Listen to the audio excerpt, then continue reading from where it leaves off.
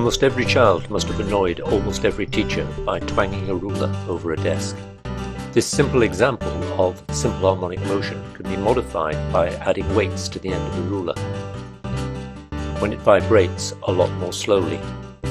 It vibrates more slowly because the same force is being applied to a much greater mass.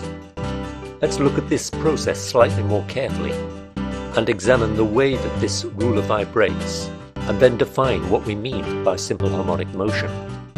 As we displace this mass, we apply a force to it. The size of that force depends upon how much we bend it to one side. In other words, the size of the force is directly proportional to the displacement. The motion is symmetrical about a center point, and the mass moves in something which is close to a straight line.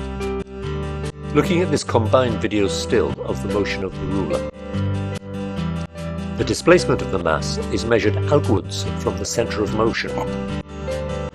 The force that it causes acts inwards towards that center of motion, always towards the center of motion, no matter where the mass is. The force is caused by the bending of an elastic material, and therefore it is proportional to the displacement. That force, always directed towards the center of the motion, causes an acceleration. So in turn, that acceleration must be proportional to the displacement. These descriptions give us an overall definition of simple harmonic motion. That is, it is simple harmonic motion when the motion is in a straight line, when the motion is symmetrical about a center point, and when that force, and therefore the acceleration that it causes, is directly proportional to the displacement, and it is directed towards the center of motion. This will always happen if the material is an elastic material, subject to Hooke's law.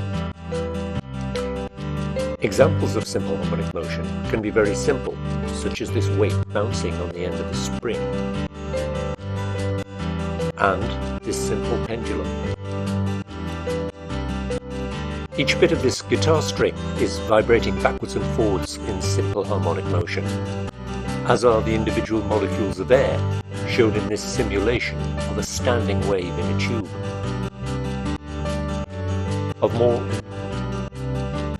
We can demonstrate a graph of displacement against time for simple harmonic motion by using a pendulum with white powder in this case salt, and then steadily moving a piece of card underneath.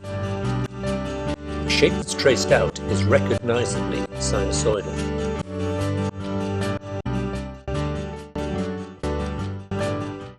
In examinations, you're likely to be asked to describe the changes in both velocity and acceleration with time. And the most straightforward way of doing this is by graphing.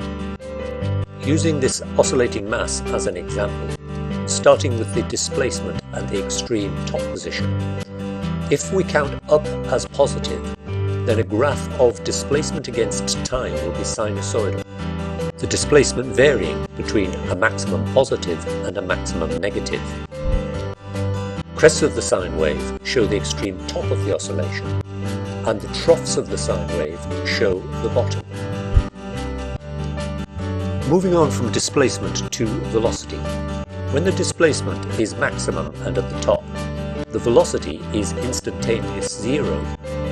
The speed is increasing with the mass travelling down, so the velocity is increasingly negative. When the displacement is at its extreme position at the bottom, again the velocity is zero, but is about to move up, and therefore the velocity increases in the few moments after that.